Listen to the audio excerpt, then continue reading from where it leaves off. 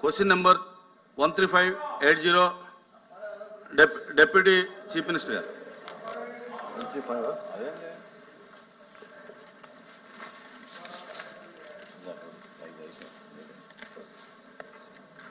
నమస్కారం అధ్యక్ష.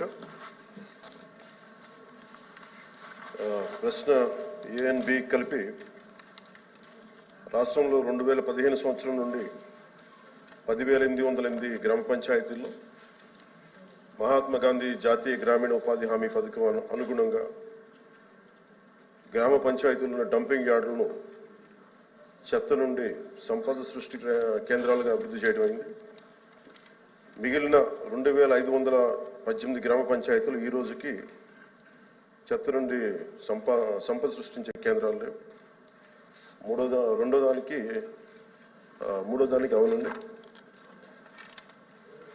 GOMS number 17 PR&RD Panchayat శాఖ 23/3/2017 ప్రకారం ప్రభుత్వం అన్ని గ్రామ పంచాయతీల్లో యుద్ధ ప్రాతిపాదికన ఘన వ్యర్థ సంపద నిర్వహణను అమలు చేయాలని ఆదేశించింది.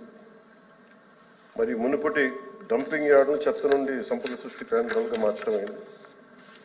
ఈ కింద కార్యాచరణ ప్రణాళిక సిద్ధం చేయబడింది, మరి ప్రస్తుతం అమలు చేయబడుతుంది. ఇప్పటి వరకు SWPCలు నిర్మించని 2,518 గ్రామ పంచాయతీల్లో 2025-26 సంవత్సరాల్లో నిర్మాణాలు చేపట్టబడుతున్నాయి.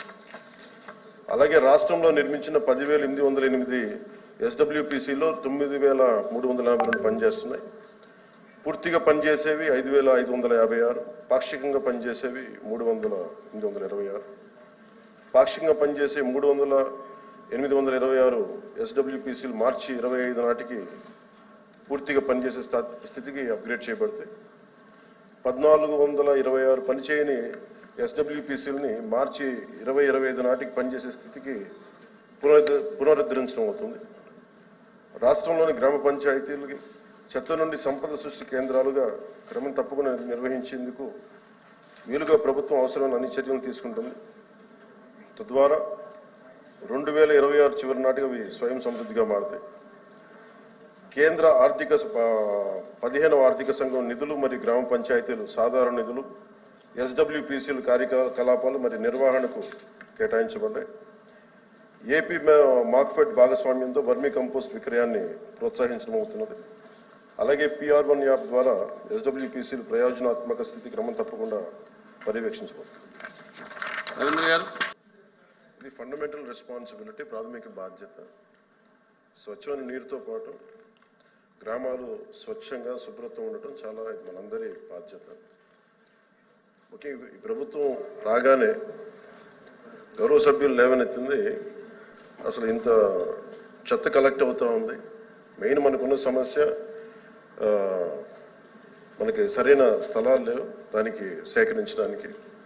వీటన్నిటిని దృష్టిలో పెట్టుకొని మన అధికారులతో కూడా కూర్చొని చెప్పింది ఏంటంటే, ఇప్పుడు మల్టీగ్రేడ్ వాటర్ స్కీమ్ లాగా అసలు మొత్తం మండల్ హెడ్ క్వార్టర్స్గా ఉండి మెయిన్ ఈ డంపింగ్ యార్డ్స్కి సంబంధించి ప్రతి గ్రామం నుండి ప్రత్యేకంగా కొన్ని బండ్లు పెట్టి చెత్తను సేకరణ. ఎందుకంటే కొన్నిసార్లు కొన్ని గ్రామాల్లో స్థలాల సేకరణ కొంచెం కష్టంగా ఉంది. ఎందుకంటే కనీసం స్కూల్స్కి కూడా సెంటు భూమి లేని గ్రామ పంచాయతీలు ఉన్నాయి అధ్యక్ష. అందుకని ప్రత్యేకించి మేము ఆలోచిస్తుంది ఏంటంటే, ప్రతి ఒక 10-12 గ్రామాలని ఒక ఉమ్మడిగా తీసుకొని వాటికి సంబంధించి ఒక కామన్ డంపింగ్ యార్డ్ని తీసుకొని ప్రతిపాదన చేస్తున్నాం అధ్యక్ష. దీన్ని కొద్ది రోజుల్లో మీకు దీని మీద ఒక సమగ్రమైన వివరాలు తెలియజేస్తాం. బట్ ఖచ్చితంగా ఖచ్చితంగా ఈ సమస్యను గుర్తించా, ఇది మనందరి బాధ్యత. Will take it forward. Question number 13502, deputy chief minister గారు.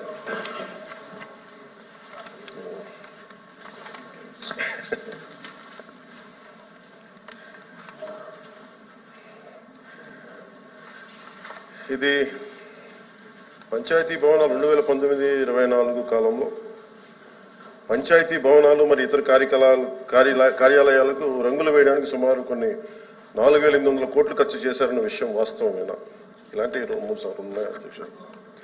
2019-24 పంచాయతీ భవనాలకు నేను ఇవ్వగలిగే క్లారిటీ దీనికి సంబంధించి అధ్యక్ష, 2019-24 పంచాయతీ భవనాలకు గ్రామ సచివాలయాలు, గ్రామ సచివాలయాలకు మాత్రమే రంగులు వేయడానికి 101.81 కోట్ల మొత్తాన్ని ఖర్చు చేయడం జరిగింది అధ్యక్ష.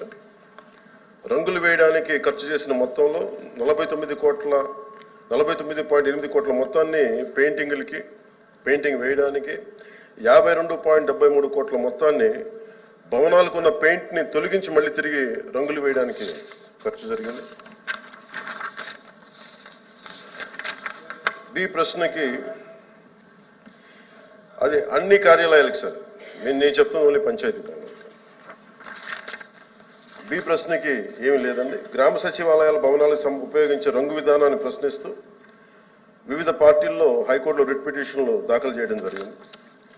అలాగే మూడో ప్రశ్నకి హైకోర్టు జారీ చేసిన ఆదేశాల ప్రకారం రంగులను తొలగించి కింద విధానంలో భవనాలకు తిరిగి రంగు వేయించవలసిందిగా ప్రభుత్వంలోని జిల్లా కలెక్టర్లు మరియు జిల్లాధికారులను ఆదేశించడమైంది.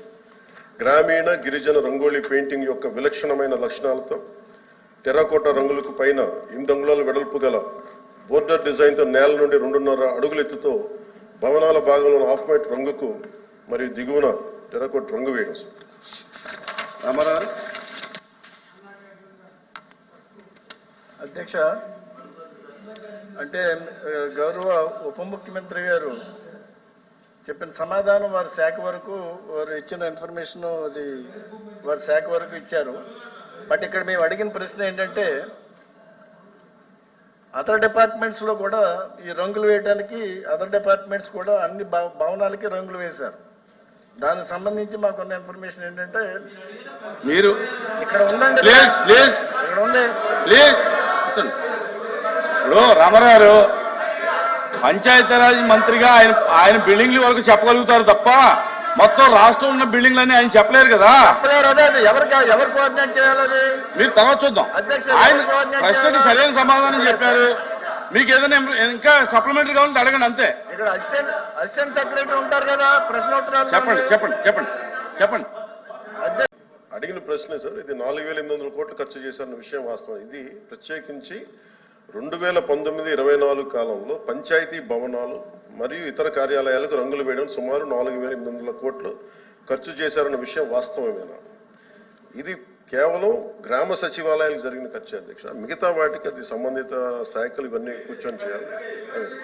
ఇది మీరు ఇందాకనే చెప్పారు పవన్ కళ్యాణ్ గారు. దీనికి సంబంధించి మీరు ప్రత్యేకమైన చర్చ జరుపుతారంటే వచ్చి ప్లీజ్